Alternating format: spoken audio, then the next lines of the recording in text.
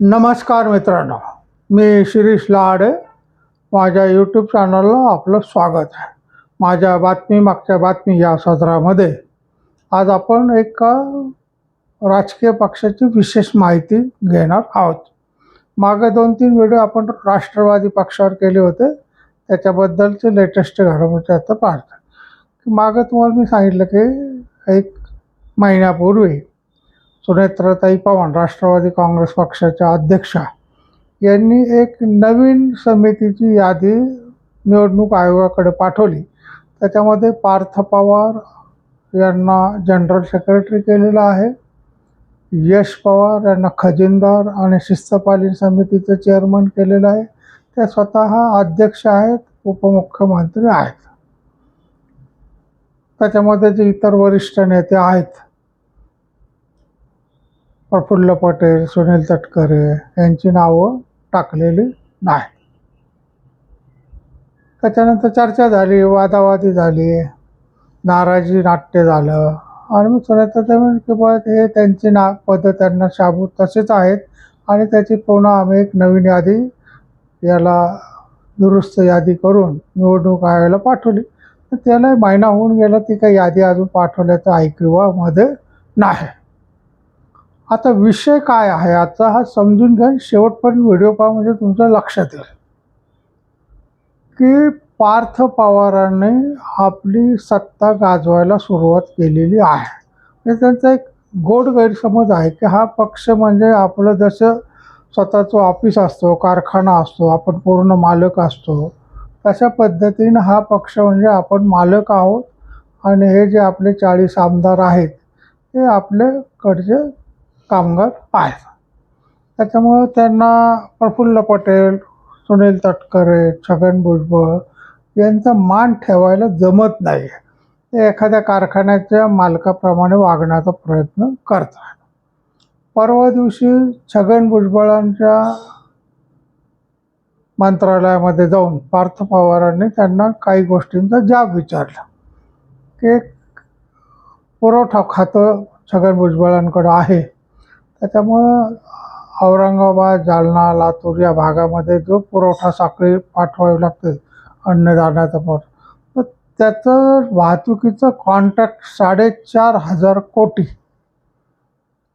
ते कॉन्ट्रॅक्ट त्यांनी एका विशिष्ट व्यक्तीला देण्याचं ठरवलेलं होतं. आता पार्थ पवारने विचारलं, तुम्ही याच माणसाला का देता आणि तुम्ही देता मग दुसऱ्या व्यक्तीला का देत नाहीत? त्याच्यानंतर तुम्हाला आम्ही पक्षनिधी द्यायला सांगितला होता. आता हे उघड गुपित आहे की प्रत्येक मंत्र्याला काहीतरी वर कमाई होते, त्याच्यातला काही हिस्सा त्याने पक्षाला द्यायचा असतो आणि छगन भुजबळ त्याच्यामध्ये टाळाटाळ करतात. त्याच्यामुळे पार्थ पवारांनी नाराजी व्यक्त केली. त्या दोघांमध्ये चांगली खडाजंगी झाली असं ऐकवत. आता खडाजंगी झाली तेव्हा तिसरा माणूस कोणी नव्हतं. मी बाहेर बातमी कशी आली तर कोणीतरी ती ऐकली वादावादी आणि ती बातमी बाहेर फोडली. आता छगन भुजबळांची सवय आहेच किंवा पक्षनिधी न देण्याचे. मागं पण जेव्हा अखंड राष्ट्रवादी होती तेव्हा शरद पवारांनी सुद्धा त्यांना या कारणावरून थोडासा झटका दिला होता. महाराष्ट्र सदनाच्या घोटाळ्यामध्ये त्यांना तुरुंगवास झाला तर शरद पवारांनी काहीच हस्तक्षेप केला नाही. त्याचं खरं कारण जे होतं की ते पक्षनिधी देत नव्हते, म्हणजे जे काय असेल ते माझं, बाकी कोणाचं ना, अशी त्यांची एक मनोवृत्ती आहे. आता छगन भुजबळ 75 वर्ष पूर्ण केलेले सगळ्यात सिनियर नेते आहेत. जरी ते चुकत असले तर त्यांच्याशी जी भाषा आहे ती अत्यंत चांगली असणं अत्यंत गरजेचं आहे. कारण त्यांचा मान ठेवला पाहिजे. ते वयाने मोठे आहेत. अजितदादा शरद पवारांचे उजवे हात होते, त्यांना सोडून ते अजितदादा पवारांबरोबर आले तर काहीतरी त्यांना स्वार्थ होता म्हणूनच आले ना. तर त्यांना अचानक बाहेर ढकलण्यात होतं. तर मी ऐकवत आहे की पार्थ पवार सांगितलं तुमचं खातं आम्ही बदलून टाकू, इनडायरेक्ट तुम्हाला काढून टाकू असंच म्हणायचं होतं त्यांना. तर तुमचं खातं बदलून टाकू सांगितलं. म्हणजे आता पार्थ पवारांचं वय काय, छगन भुजबळांचं वय काय? छगन भुजबळांचं जेवढं राजकारणात गेले त्याच्यापेक्षा सुद्धा पार्थ पवारांचं आयुष्य कमी आहे म्हणजे वय कमी आहे. मग अशा वेळेस सुद्धा जर त्यांनी भान ठेवलं नाही तर एक एक एक एक एक एक आमदार, एक एक एक एक नेता त्यांच्यापासून दूर होऊ शकतो. एक लक्षात घ्या की अजितदादा पवारांकडे ताकद होती, त्यांना मतं मिळवून देण्याची त्यांची क्षमता होती. म्हणजे अनेक जण अजितदादा पवारांवर प्रेम करत असल्यामुळे ते ज्याला उभं करतील त्याला ते लोक मतदान करत होते. ती पात्रता किंवा ती धमक पार्थ पवारांकडे आहे का की त्यांनी एखाद्याला तिकीट दिलं आणि माणसाला पार्थ पवारच्या नावामुळे निवडून आलं, असं नाही आहे ना. त्याच्यामुळे पार्थ पवारने थोडंसं धीरे आस्ते कदम चाललं पाहिजे. हळूहळू पक्षावर पकड बसवा. तुम्ही अचानक दादागिरी करायला लागला तर काय त्याच्यातून पक्ष फुटण्याची चिन्ह दिसून येतील. आधी सुनील तटकरे नाराज आहेत, प्रफुल्ल पटेल नाराज आहेत, धनंजय मुंडे नाराज आहेत, आता छगन भुजबळांना तुम्ही दुखवलं. अनेक आता शेवटी आमदार जे अजितदादा पवारांबरोबर आले तर ते अजितदादा सत्तेच्या जवळ गेले म्हणून ते आले. जर अजितदादांनी नुसता वेगळा पक्ष काढता मी भाजपमध्ये जाणार नाही म्हटलं तर त्यांच्यावर निम्मे लोक सुद्धा आले नसते. तिथे जाणार आहेत आणि आपल्याला मंत्रिपद मिळाले हेतून ते सगळेजण त्यांच्यावर आले. मग आता जर तुम्ही त्यांना दम द्यायला की तुमचं मंत्रिपद काढून घेऊ, तुमचं खातं बदलून टाकू, तर ते तुमच्यावर राहतील असं नाही आहे ना. आणि शेवटी कसं असतं, राजकारण हे अतिशय क्रूर असतं. ज्याची सत्ता आहे त्याच्याकडे तुम्हाला म्हणजे आता पश्चिम बंगालमधलं उदाहरण, सत्ता बदल झाल्याबरोबर सगळे प्रशासन यंत्रणा बदलली, लोक बदलली. जे लोक पूर्वी त्यांना लोक घाबरत होते त्यांना लोक आता मारायला लागले. म्हणजे हा बदल राजकारणामध्ये मोठा क्रूर असतो. त्याच्यामुळं सुनेत्राताई पवारांनी पार्थ पवाराला थोडंसं धाकामध्ये ठेवलं पाहिजे, समजून सांगितलं पाहिजे की बाबा रे हळूहळू पाय पसर, हळूहळू पावलं टाक, हळूहळू सत्ता काबीज कर. तू एकदम कंपनी चालवल्यासारखा जर प्रयत्न केला तर पक्षामध्ये गळती लागायला वेळ लागणार नाही. पहिलं मुंबईमध्ये मिटिंग होती पण प्रफुल्ल पटेल तिकडे फिरकले, मुंबईत असून आले नाही. सुनील तटकरे नाराजच आहेत कारण त्यांचा अपमान झाला. असे अनेक आमदार आहेत की जे पार्थ पवारांवर नाराज आहेत. तर पार्थ पवार, जय पवार यांनी आईला सांभाळून घेतलं पाहिजे. त्याच्याबरोबर मोठ्यांचा सल्ला, मोठ्यांचं मार्गदर्शन घेणं अत्यंत गरजेचं आहे.